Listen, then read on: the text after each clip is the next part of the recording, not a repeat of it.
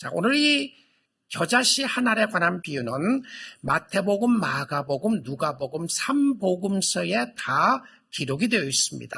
자, 오늘 이 말씀을 짧은 구절 말씀인데요, 함께 깊이 하나님의 말씀을 듣고 묵상하고 적용하는 은혜의 시간을 갖기를 원합니다. 31절 말씀 다시 한번 보도록 하겠습니다.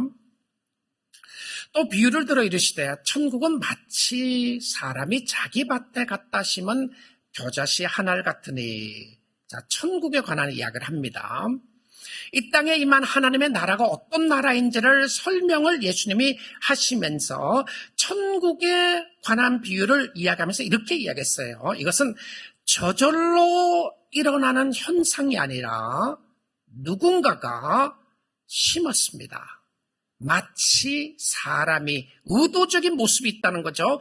어떤 사람이 자기 밭에 갖다 심은 겨자씨 한 알과 같다. 자, 이 말씀 속에서 보게 되면 이 겨자씨도 많이 뿌린 것이 아니라 한 알밖에 안 뿌렸다는 이야기입니다. 자, 이 말씀을 보면 여러 가지 저도 설교나 주석이나 여기에 관한 책들에 이런 걸 많이 묵상하고 보게 되었는데요. 이렇게 해석하는 사람들이 많아요. 교회는 천국의 겨자씨 같아서 결과적으로 교회가 커지고 확장되어지고 큰 것이 제일이다라고 이야기하는 목사님들도 있더라고요. 학자들도 있고요. 저는 조금 다르게 한번 좀 생각해 보기를 원합니다. 만약에 하나님의 나라가 어떤 수확과 이익에 관한 것이었다고 한다면 왜 겨자씨에 관한 이야기를 했을까 하는 부분입니다. 열매나 수확을 의도했더라면 이스라엘 백성들이 익숙한 포도나무나 감람나무를 이야기했을 수도 있습니다. 포도나무를 심었더니 포도가 많이 수확이 됐더라. 그러면 금방 이해갑니다. 야, 정말 싱그러운 포도가 열려진 모습을 생각을 하면서 포도씨 한 알로 인하여 이렇게 많은 열매가 맺히는구나 생각할 수 있었어요. 먹을 수 있는 기름에 대해서 이야기를 했다면 차라리 감람나무에 대한 비유를 들었을 수도 있었을 것입니다. 올리브 오일에 대한 부분들을 이야기할 수 있었는데, 그런데 놀랍게도요, 이 팔레스타인 지역에서는 일반적으로 사람은 자기 밭에 겨자씨를 뿌리지 않는다는 사실입니다. 그러면 우리는 이렇게 볼 수 있어야 됩니다. 두 번째로 또 생각해 볼 수 있는 것은 만약에 많은 양을 이야기했더라면 겨자씨를 많이 심지 왜 하나만 심었을까라는 것을 물어보아야 합니다. 겨자씨 하나를 심는 농부가 도대체 어딨냐? 이렇게 물어봐야 되는 것이죠. 그런데 예수님은 겨자씨 한 알이라고 이야기했어요. 듣는 이로 하여금 질문을 하게 하고 의문을 가지게 합니다. 말도 안 돼. What's going on? 도대체 이게 뭡니까, 주님? 겨자씨를 자기 밭에 심는 것도 이상해요, 주님. 아니, 그런데 겨자씨는 뿌리면 되는 건데 왜 갖다가 심는데 하나를 심는 사람이 어디 있느냐? 이 질문부터 해야 한다는 거예요. 이건 너무 어리석은 것이다. This is so stupid. 이거 어리석은 거다. 이거 말도 안 되는 거다. 이상한 농부다. 겨자씨 하나를 자기 밭에 심는 농부는 없다는 거예요. 그렇잖아요. 하나님의 나라의 복음은 세상적으로 보면 천국도 어리석게 보일 수 있습니다. 말도 안 되는 것처럼 들릴 수 있어요. 무슨 십자가를 통하여 구원을 얻는단 말인가? 말도 안 돼. 한 사람 예수로만 통해서 구원을 얻을 수 있다니 말도 안 돼. 너무나도 배타적이고 너무나도 마음이 좁아서 하는 말이고 결과적으로 모든 사람들이 잘 먹고 잘 살자고 이 땅에 사는 것 아니냐. 그러기 위해서 무슨 종교를 믿든 무슨 상관이냐. 왜 예수만 구원이 있다고 이야기하느냐. 말도 안 돼.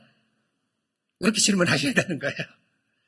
무슨 2000년 전에 이 땅에 와서 비참하게 죽은 예수 한 사람을 통해서 온 인류를 구원하신다니 말도 안 돼.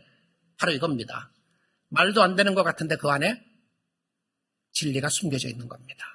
천국은 말도 안 되는 것 같은데 놀라운 역사를 설명하고 있어요. 자, 그래서 고린도전서 1장 18절에도 이런 말씀이 있습니다. 십자가의 도가 십자가를 통하는 가르침입니다. 멸망하는 자들에게는 미련한 것이요, 말도 안 되는 것이고 foolish한 것이다, 어리석은 것이다. 구원을 받는 우리에게는 하나님의 능력이라, 하나님의 능력이라. 자, 말도 안 되는 것 같은데 그 안에 뭐가 있습니까? Power of God, 하나님의 능력이 숨겨져 있는 것이죠. 사람을 살리는 능력이 숨겨져 있는 겁니다. 겨자씨 하나를 너무나도 보잘것없는 것 같은데 그곳에 생명이 있다는 겁니다.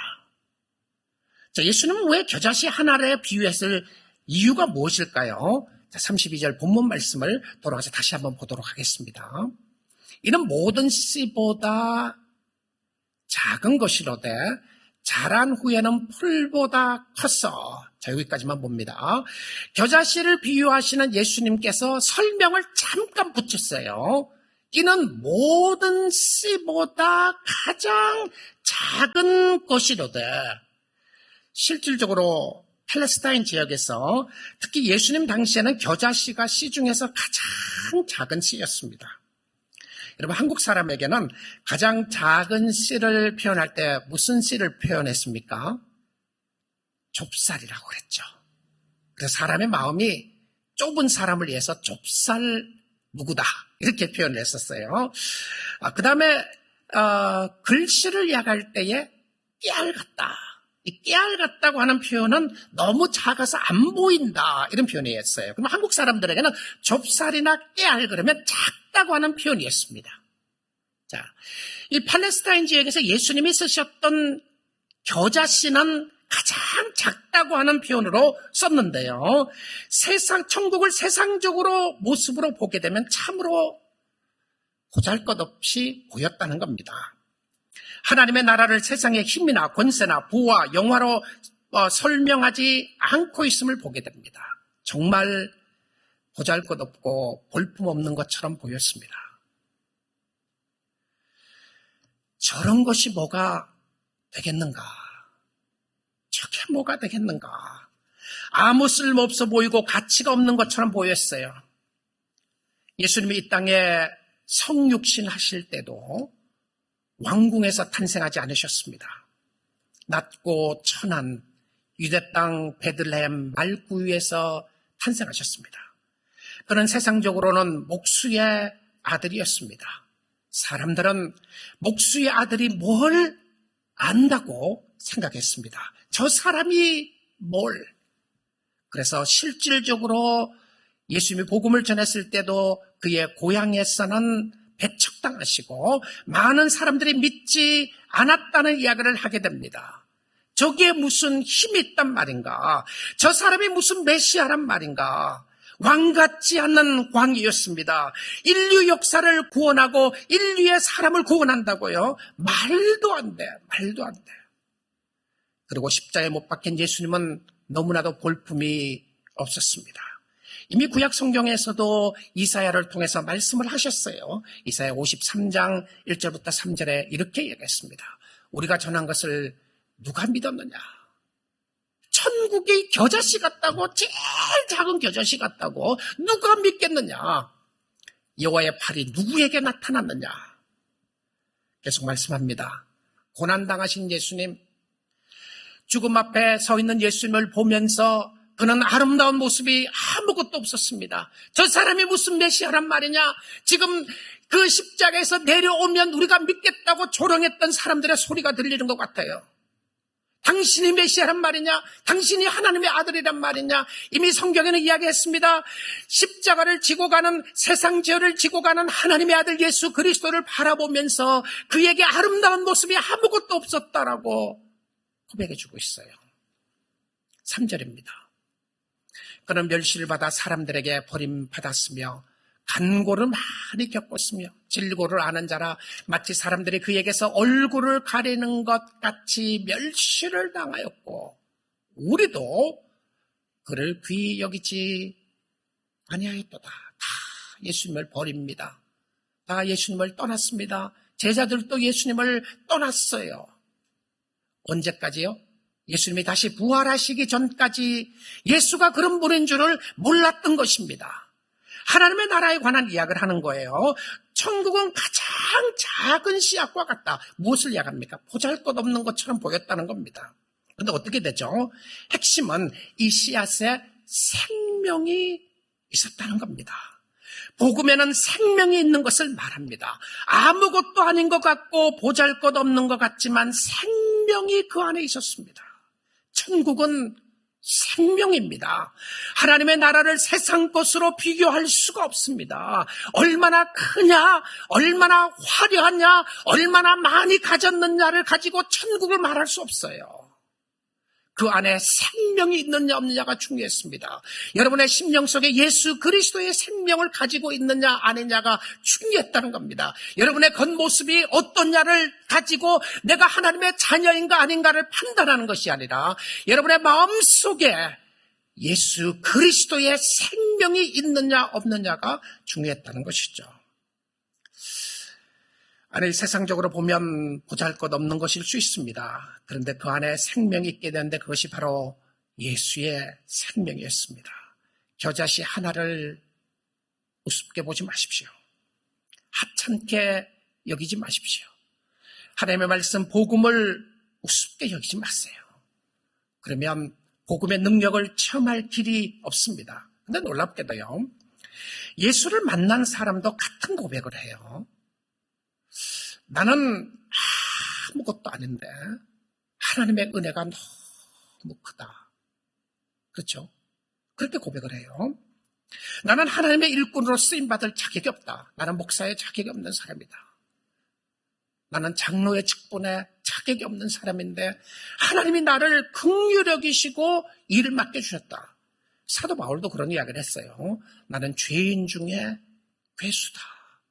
저는 실질적으로 바울이 그런 마음으로 했다고 생각을 합니다. 사실 죄인들과도 비교해 보았더니 자기는 가장 그 죄인들 중에서 가장 악한 죄인이었다 이렇게 생각했어요.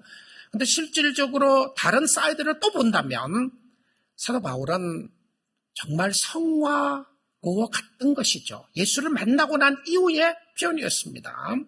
놀랍게도 하나님의 나라를 소유한 백성들은 겨자씨 같다는 표현을 쓰고 있어요. 이사야 선지자도 이야기를 합니다. 거룩하신 하나님을 만나고 난 이후에 화로다 나는 망하게 되었도다. 내가 거룩한 하나님을 보았다고 이야기했습니다. 베드로도 그랬습니다. 예수님이여 나를 떠나소서 나는 죄인입니다라고 고백했어요. 무엇을 이야기했나요? 다 자신의 보잘것없는 추한 모습을 바라보며 나는 아무런 자격이 없다고 했던 모습들을 보게 돼요. 자, 그런데 이 겨자씨 모습에서 다시 한번 확인하고 싶은 것이 있습니다. 겨자씨가 자란 이후에는 어떻게 되었는가 하는 것입니다. 어떻게 되었죠? 작은 씨가 자랍니다.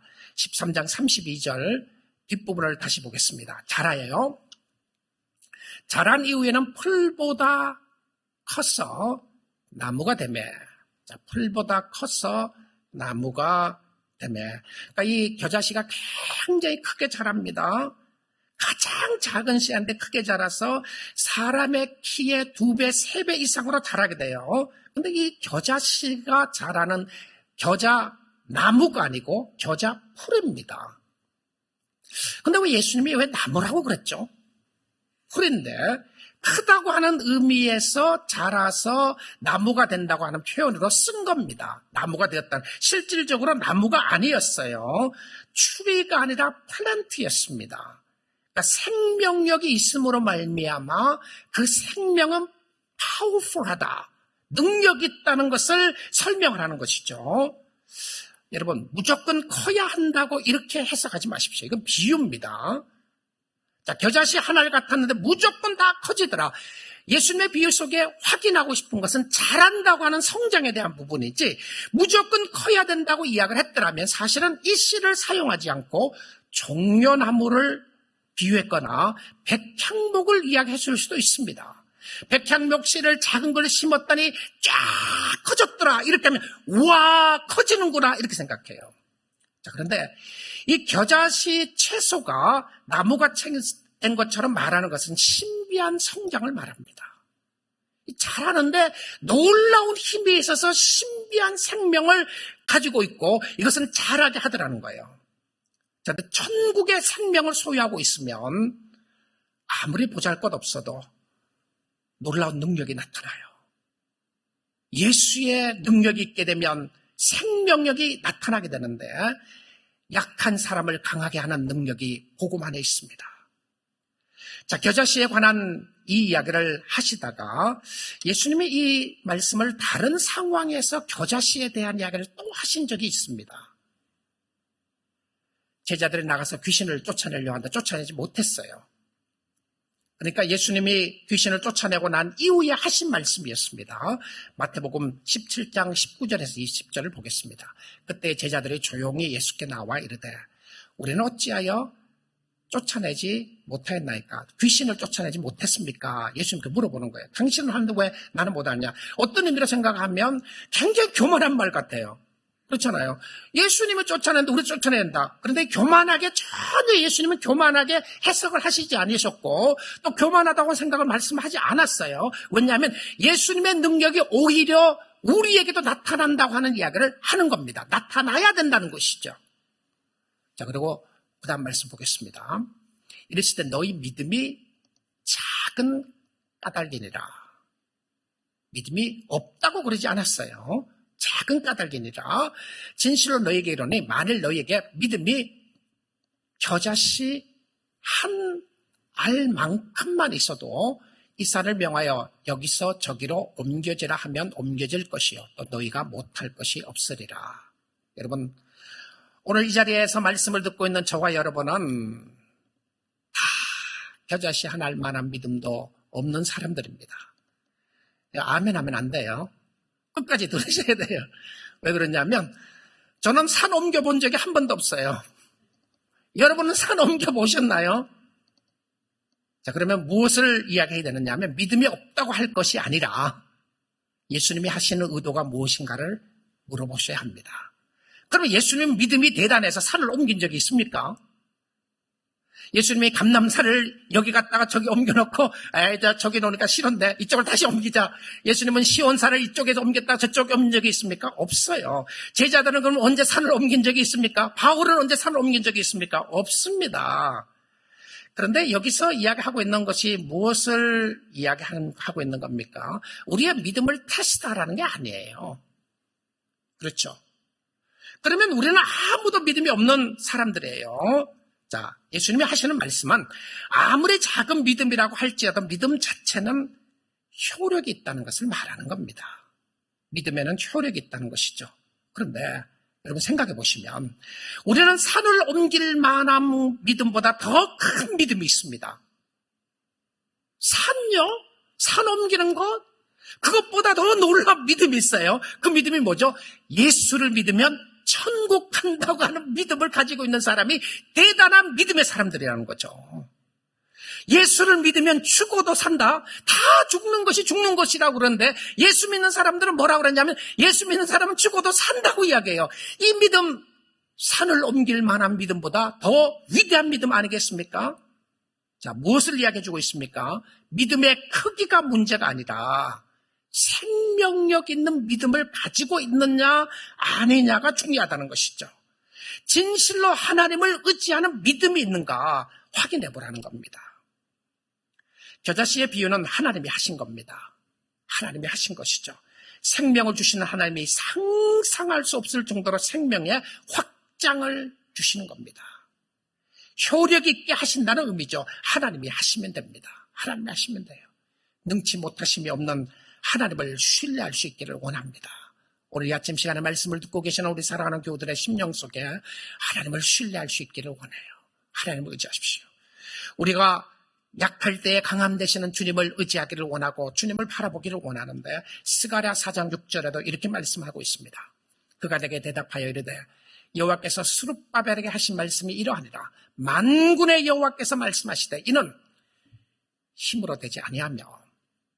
자, 겨자씨 한 알이 나무가 될 만큼 자라는 것이 힘으로 되지 아니하며 능력으로 되지 아니하며 인간의 어떤 힘으로 되지 않고 능력으로 되지 않고 오직 나의 영으로 되느니라. 오직 성령으로 되느니라. 사람이 어떻게 변한다고요? 딱딱한 마음에 있는 사람이 어떻게 변한다고요? 죽어 있었던 생명이 어떻게 살아나간다고요? 성령의 역사이면 되는 겁니다. 성령의 역사이면. 하나님의 강권적인 능력 역사가 일어나면 되는 것이죠. 자, 그 말씀 가운데 하나님의 말씀을 우리가 어떤 의미에서도 우습게 생각하면 안 됩니다. 세상 사람이 뭐라고 그래도요. 여러분을 비웃더라도, 우리를 비웃고 있더라도, 요즘 이 시대가 어떤 시대인데 이 말씀을 그대로 믿는다는 말이냐, 누가 뭐라 그러더라도 우리는 확인해야 될 것이 있습니다. 겨자씨 한 알에 생명이 있었던 것처럼 하나님의 말씀에 힘이 있고 하나님의 말씀이 생명의 말씀이라는 것을 믿어야 한다는 것이죠. 천국은 어떤 모습이라고요? 내 힘과 내 능력으로 되는 것이 아니라 성령의 역사로 되는 것인데 순종하면 기적이 나타나는 거예요. 자, 이사야 60장 21절 22절 보겠습니다. 내 백성이 다 의롭게 되어 영원히 땅을 차지하리니. 내 백성이 그렇게 합니다. 그들은 내가 심은 가지요, 내가 심은 나무요, 하나님이 직접 심은 나무입니다. 내가 손으로 만든 것으로서 하나님이 직접 하나님의 형상으로 우리를 빚으셨습니다. 나의 영광을 나타낼 것인지 하나님의 선포요 선언이었습니다. 내가 하겠다는 거예요. 내가 심었다. 겨자씨는 내가 심었다는 거예요. 내가 심었고 내가 자라게 할 것이라고 하는 것을 확인시켜 주는 것이었습니다. 22절 봅니다. 그 작은 자가 1000명을 이루겠고 그 약한 자가 강국을 이룰 것이라. 때가 되면 나 여호와가 속히 이루리라. 믿습니까? 주님이 하십니다. 여러분이 아무리 보잘것없고 연약한 사람이라고 할지라도 세상적인 모습 속에 내가 뭔가라고 하는, 나는 겨자씨와 같다고 말하는 부분이 있다고 할지라도 그 안에 성령의 역사가 있게 되면 하나님의 능력을 이루어 주시고 하나님이 붙잡아 주시고 하나님이 축복해 주시고 하나님의 은혜로 함께해 주실 줄 믿습니다. 사랑하는 성도 여러분, 겨자씨 한 알이 자라서 나무가 되었습니다. 나무가 되었어요. 이야, 교회를 크게 성장하는 것이 하나님의 뜻이구나. 내가 크게 되는 것이 하나님의 뜻이구나. 나에게 겨자씨 한 알이 있으면 크게 돼서 내가 대박이 터지는구나. 자, 겨자씨가 자랐어요. 밭 주인에게는 어떻게 되었는지 한번 생각해 보겠습니다. 겨자씨 열매가 많았습니까? 겨자씨 한 알로 대박이 났나요? 아니었습니다. 놀랍게도 밭 주인에게는 아무 유익이 없었습니다. 오히려 공중에 새들이 와서 깃들였다고 되어 있어요. 무슨 의미죠? 어떤 사람들이 이렇게 이야기를 하는 사람들이 있더라고요. 보니까요. 이 구절을 해석하면서 새들은 마귀다, 사단이다. 성경에 그렇게 새들은 다 사단이라는 거 한 적이 없어요. 왜냐하면 하나님의 성전에도 비둘기가 왔고 참새들이 왔고 제비들이 옷든 모았던 모습을 설명하는 부분들이 있습니다. 그래서 실질적으로 하늘나라에 가면 새들이 있다. 그건 딴 이야기입니다. 그 이야기를 하는 것이 아니에요.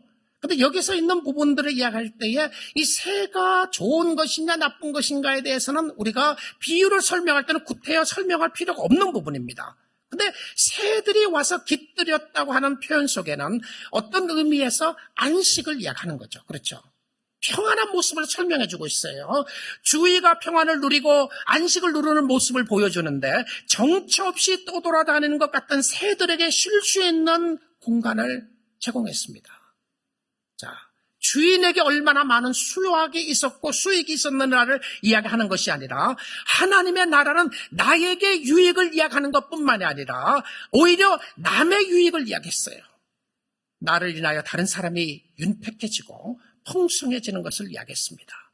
하나님의 나라에서는 생명이 있게 되면 그 생명은 반드시 자라게 되는 것이고 그로 말미암아 주위가 복받게 되는 것을 설명하고 있다는 것입니다. 나를 인하여 다른 사람들이 복받는 부분이었습니다. 사랑하는 성도 여러분, 예수님이 바로 이 땅에 심겨진 한 알의 겨자씨와 같았습니다. 그에게는 생명이 있었습니다. 그로 말미암아 다른 사람들이 안식과 평강을 누릴 수 있게 되었습니다. 예수님이 이 땅에 임한 천국이었습니다. 우리 이 겨자씨 비유를 통하여 몇 가지 확인하고 적용하고 싶은 부분들이 있습니다. 첫째는 생명력입니다. 확인해 보기를 원합니다. 아무리 우리의 삶이 보잘것없고 아무리 우리의 삶이 초라해 보이고 세상적인 모습에서는 가장 작은 것이라고 할지라도 생명이 있으면 폭발합니다. 자라게 되어 있어요. 그 생명은 예수 그리스도의 생명입니다. 예수와 연합하셔야 합니다. 예수의 생명을 소유하셔야 합니다. 예수님을 바로 알면 알수록 우리는 겨자씨와 같다고 하는 생각을 할 수밖에 없게 됩니다. 하나님이 하신 것이죠. 두 번째 우리가 적용해 볼 수 있는 것은 아무리 작은 것이라고 할지라도 우리가 주님 앞에 순종하여 섬기기를 원합니다. 겨자씨 하나는 보잘것없었습니다. 주님의 마음에 있는 곳에 우리도 마음을 두면 좋겠습니다. 여러분이 크고 세상적으로 놀랍고 위대한 것에 관심을 두는 것만이 아니라 정말 우리의 주위에 소외되고 힘들고 어려운 사람들에게 눈을 돌려볼 수 있기를 원합니다. 주님이 이렇게 말씀하셨습니다. 소자에게 물 한 그릇 주는 것이 결코 상을 잃지 않을 것이라고 말합니다. 주님의 이름 때문에 예수 때문에 한 것을 예수님이 기억하셨습니다. 너무나도 하찮은 것이었고 너무나도 보잘것없는 것이었지만 것이라고 할지라도 주님 때문에 했던 것을 기억한다는 것이죠. 무슨 이야기인가요? 주님이 여러분의 마음속에 임재하셨고 그것을 확인하고 한 모든 일들에 대한 주님이 기억하신다는 것이었습니다. 주님이 하시는 일, 주의 일을 하찮게 여기지 마시고 하나님의 능력을 신뢰하고 믿을 수 있기를 원합니다. 세 번째로 예수님을 본받으며 살기를 원합니다. 예수님이 이 땅에 겨자씨 하나처럼 오셨습니다. 예수님이 이 땅에 심겨주셨습니다. 아무것도 아닌 것 같은데 놀라운 기적이 일어나게 되었습니다. 그가 하나의 씨앗이 땅에 떨어져 죽음으로 말미암아 많은 열매를 맺었던 것처럼 내가 죽고 그리스도가 살 때에 주의 능력이 나타나게 되는 줄 믿습니다. 이것이 생명이었습니다. 다른 사람은 모른다고 할지라도 이 비밀을 알고 있었던 사람들이 하나님의 사람들이었습니다. 예수님은 하찮은 비유 같은 것을 가지고 다시 생명력을 우리에게 강조하신 것처럼 우리가 그리스도 안에 있다고 하는 것은 바로 하나님의 자녀라고 하는 말씀이고 그 하나님의 자녀들에게는 놀라운 은혜와 능력이 있음을 알기에 오늘도 담대하게 그리스도를 의지하고 주님을 바라보며 주님이 주시는 새 힘을 가지고 담력 있게 주님을 사랑하고 주님을 섬기는 주의 백성들이 다 될 수 있기를 주님의 이름으로 축복드립니다.